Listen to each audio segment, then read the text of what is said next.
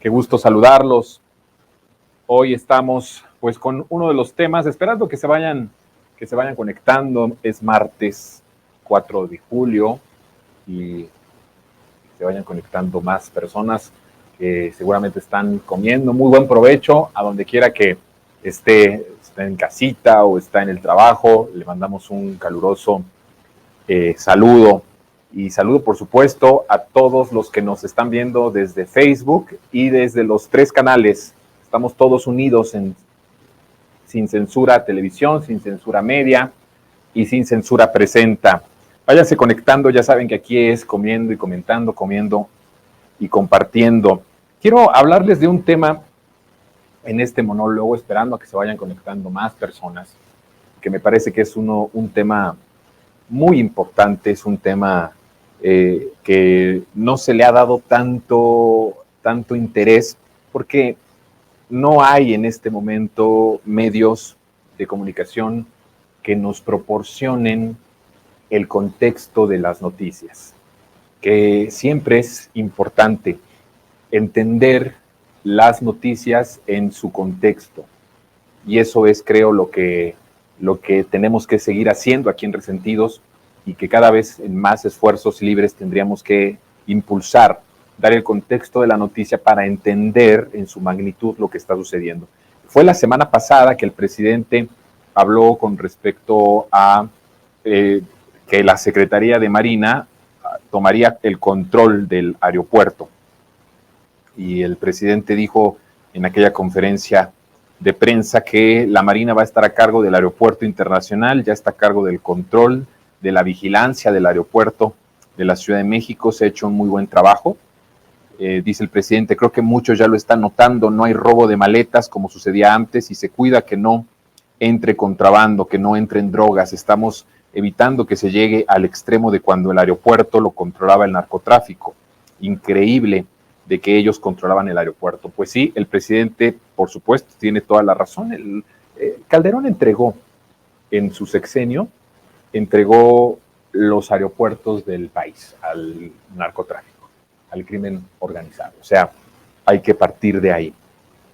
Los narcos, literalmente, en el sexenio de Calderón, estaban a sus anchas en los aeropuertos más importantes de México. Eran los policías federales, fíjense, los que ayudaban a descargar la droga de los aviones. Tenían unos mensajes clave para comunicarse entre ellos. Es interesante porque el miércoles les voy a platicar, les voy a dar cifras del tamaño del negocio del crimen organizado, de lo que se llevaba a Calderón y sus principales operadores, sus principales, secretarios de Estado. Se habla mucho del narcoestado, se habla mucho de que Calderón es el narcopresidente. Quiero decirles que yo fui, me parece que puedo decir que fui el primero en decir en televisión abierta que Calderón había sido el primer narcopresidente del país. Y ahora ya mucha gente que yo veo, ya analistas y todos que antes eran muy tibiezones y que todavía hablaban con respecto a la guerra contra el narco, han ido como también ya dándose cuenta que no fue una guerra contra el narco, que fue una guerra de exterminio, que fue una guerra pactada para poder hacerse del negocio de las drogas en nuestro país. Yo ya lo he platicado muchas veces, pero fíjense que dentro de las cosas que no se hablan es de la cantidad del dinero. ¿Cuánto dinero es lo que se embolsaba el crimen organizado y que se repartía entre Calderón y entre estos altos funcionarios de seguridad pública, que había también altos funcionarios en el ejército, en la Policía Federal, y hoy evidentemente Calderón? Quien llevaba el dinero a los pinos del crimen organizado en el sexenio de Calderón era García Luna. Les voy a platicar también esta semana va a ser de grandes programas, porque les voy a platicar esta semana, no sé si el jueves o el viernes, de cómo Meade, José Antonio Meade, ¿se acuerda usted de él? Era justamente el que iba a quedar como el heredero de toda esta, digamos, ingeniería criminal de García Luna. Les voy a platicar, porque ya ven que se decía que José Antonio Meade era muy honesto, que era un político muy coherente, un muy buen político, ¿no? Tenía como muchas credenciales por parte de intelectuales, y les voy a hablar de algo que poco se sabe con respecto a su familia, con respecto a él, y el papel tan importante. El candidato del crimen organizado en cierta medida y de García Luna en 2018 fue José Antonio Meade, no Ricardo Anaya, fíjense. Y les voy a decir, les voy a dar pruebas y les voy a contar sobre esto. Pero estamos ahora acá. Bueno, quien llevaba el dinero a Los Pinos en tiempos de Calderón era García Luna, y el tamaño del negocio el miércoles les voy a dar cifras, porque hay que dimensionar con cifras de qué se trató la guerra y de qué se trató esta guerra de exterminio en 2006, que desgració y ensangrentó al país. Hay que ponerle cifras, porque si no le ponemos cifras, no entendemos la magnitud del infierno. O sea, ¿desatas un infierno por tan poco? No, desatas un infierno por mucho. Entonces voy a darle cifras, porque no se hablan de estas cifras. Creo que van a ser las primeras veces que se hable abiertamente en los medios de lo que pudo significar el negocio para Calderón en ese momento, para el cártel de Sinaloa, la cantidad de dinero de la que estamos hablando. Pero bueno, el tamaño del negocio, sin darle cifras, nada más les quiero decir que en el aeropuerto internacional, todos estos vuelos de ida y de llegada que se daban, era 1 o 2 por semana. O sea, 1 o 2 días a la semana había algún avión que aterrizaba o que despegaba, no solo uno, podían ser varios, que aterrizaba o que despegaba con droga. Y cuando hablamos de droga, no estamos diciendo que una bolsita, ¿verdad?, en el saco de las personas que lo transportaban. Estábamos hablando de más de, incluso hasta 2 toneladas.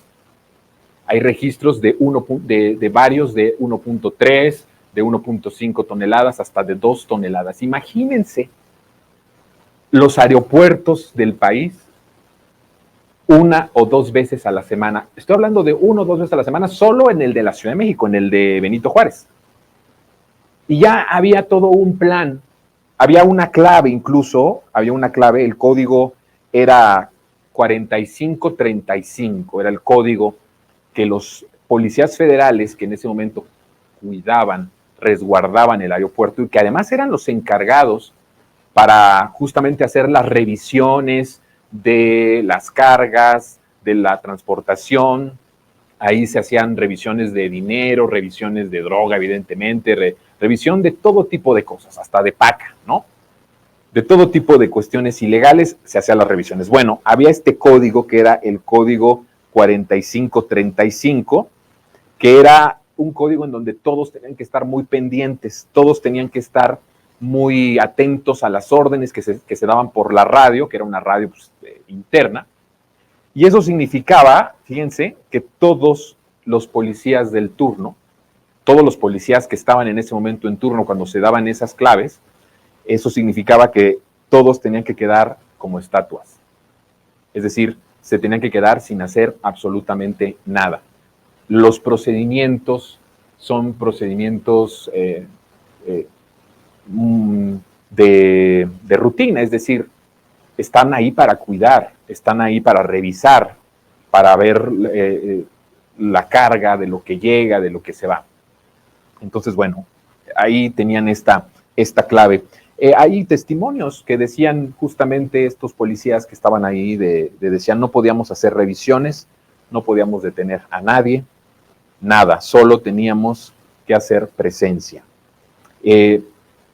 Decía estos mismos testimonios que la mayoría de los agentes se quedaban parados cuando les daban esta orden, pero había otro grupo, que era un grupo de élite, que ya era un grupo muy establecido, que estaba capacitado y entrenado para toda esta cuestión cuando llegaba la droga o cuando despegaba la droga, en los que eran los que justamente hacían el trabajo de revisión. Les decían a la mayoría, quédense ustedes, no hagan absolutamente nada.